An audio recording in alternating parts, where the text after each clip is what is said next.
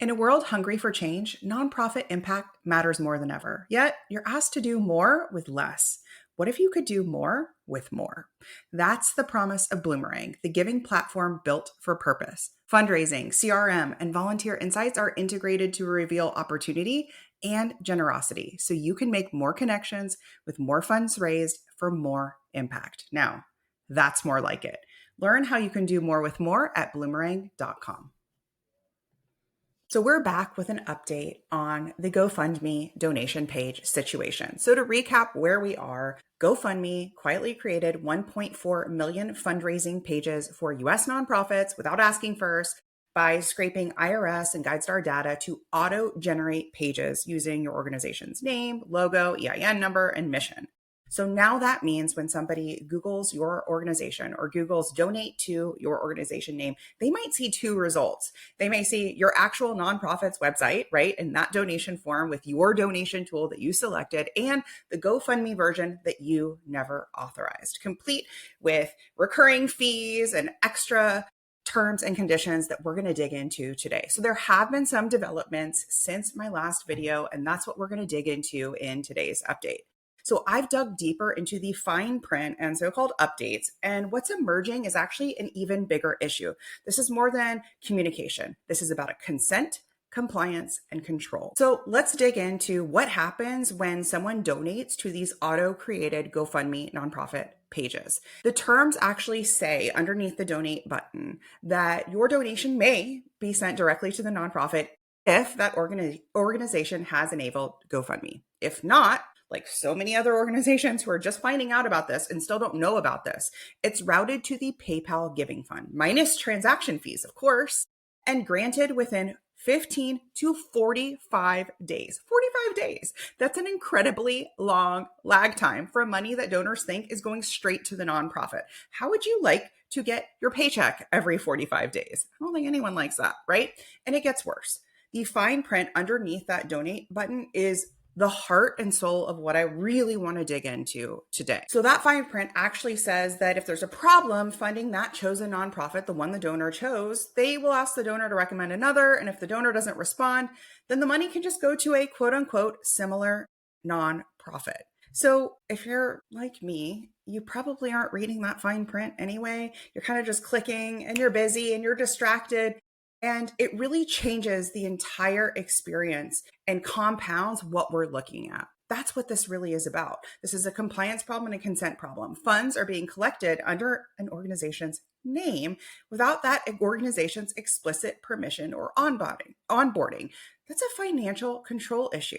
Think about it. How would you feel as a consumer if a credit card company says, "Great news, we've opened a line of credit in your name. You didn't ask for it, but it now exists. And if you don't want it, you have to go through all of the hoops to close that account." You're going, this is work I didn't sign up for. This is work I didn't want. And that's why in the last episode, I talked to you about, with how would I feel as a business owner if another shadow page for my website with a checkout portal was created without my authorization? I would be furious, on top of the fact that I'd be like, great, here's a bunch of work I didn't want to do.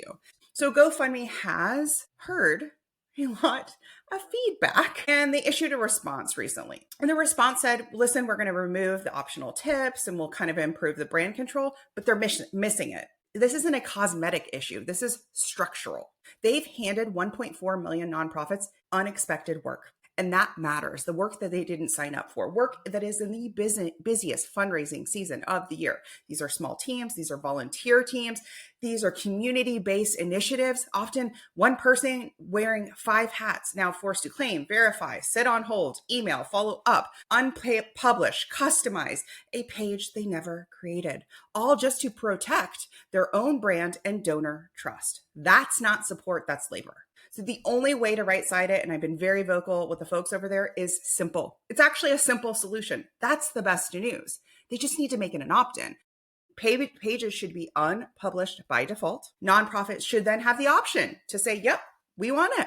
We want it. We're going to customize it. We're going to claim it. And we're going to do this intentionally when we're ready. That's what puts the organization first. In my opinion, there's no middle ground here. There's no way to say, we got you this. Now you figure it out. That's not the way to right side this. This is here and available for you. Should you want it, claim it, go through the channels, but it will stay unpublished until you do so. So the only way to right side it is making it an opt-in. So let's talk about what you should do now. So many of my clients have been like asking and they're like, oh my gosh, I can't believe that this has happened. So here's what you should do. I don't want you to freak out. Let me freak out for you. Let me advocate for you. Let me lift you up. Here's what you need to do. Search for your page. We have clients who have not been affected by this. We have clients who are like, crap, we've been affected by it. And I've had people message me and say, we have over 50 different chapters in our organization. Now I have to figure out how to take 50 pages down or claim 50 pages. What? Okay. So step one, search for your page. You can Google your organization plus the name GoFundMe and donate. You can also search by your EIN number, see if it's there. Step two, decide if you want to keep it or remove it. So if you've never used GoFundMe, you don't want to add more labor to an already busy season, I recommend unpublishing it until you can make an informed decision. That's it. If you use the platform, great. Log in, verify, and you know exactly the terms and conditions because you've consented and agreed to them. Okay. If you decide to remove it, you can email privacy-requests@gofundme.com. Ask for your nonprofit page to be unpublished. Keep a record of your request. They ghost you or don't follow up, I'd file a complaint with your state. Here's the next thing. Push for accountability. We are supporting you. We, the nonprofit community of consultants and coaches, are supporting you. I'd love to see organizations reach out to AFP Global. You can even reach out to your local AFP chapter, okay? The Association of Fundraising Professionals. They should be stepping in and helping out here to advocate for nonprofits and push for clearer compliance standards on behalf of the sector. This is really, really important. This is not about product features and updates and nice to haves. This is about consent. This is about compliance. So when a platform handles money in your organization's name, that's a legal trust-based relationship, not a marketing experiment, not a cash grab. And I hope they right side this, and I hope they don't waste another moment to right side this. Okay, so we want to see an opt-in model. Nonprofits deserve to protect themselves and their donors by taking control of where and how their giving pages appear. This should be like obvious. It's like, I can't even believe saying that. So I will be continuing to track updates and I'll share new guidance as it unfolds. I'm hanging out mainly on LinkedIn for this. I will link to my LinkedIn here in the notes. So that's where you can really find the most up-to-date information. We will right side this. This will be a moment. We will be okay. I'm cheering you on. You got this. I'll see you in the next episode.